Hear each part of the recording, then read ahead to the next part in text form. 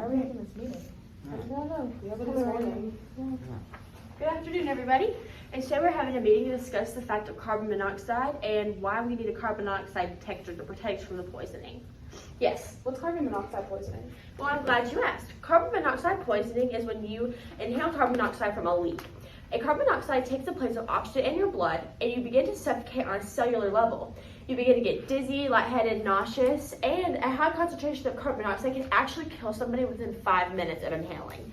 The most deadly thing about carbon monoxide is the fact it cannot be seen, or smelled or tasted. However, there are things you can do to prevent this. It says here that one of the most important things a person can do when getting a home or closed office space is to get a carbon monoxide detector. It will alarm when it senses a certain amount of carbon monoxide over time.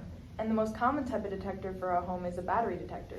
They work by sending an electrical charge to the detection chamber, which contains a sensor. And if the sensor detects carbon monoxide, the alarm will trigger.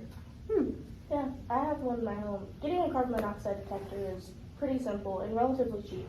One can be bought for about $20 to $30 at your local Home Depot or Walmart, and even online. Having long-lasting batteries is just as important though. Also, make sure you check all fuel-powered appliances at least once a year, because they are the causes for carbon monoxide poisoning. Do they happen like all the time? Do you need them like 24/7 to be active? Yes, you probably should keep one on at all times. One very important thing if we get one is to know what to do when something like this happens. If one of us starts feeling carbon monoxide poisoning symptoms or if the alarm goes off, the first thing we need to do is get the fresh air, preferably outside the building. The second thing we need to do is call 911. They will close the leak and screen everyone for symptoms. After treatments are administered and the leak is closed, we can all go back to normal.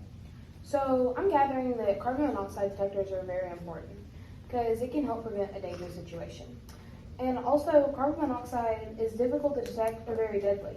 It's important to have detectors in your room that you're constantly in to ensure the effectiveness. And I think that's why you should go to your grocery store and get a detector. Because it's better to spend $20 on a device now than thousands on hospital bills or funeral arrangements later. Very true.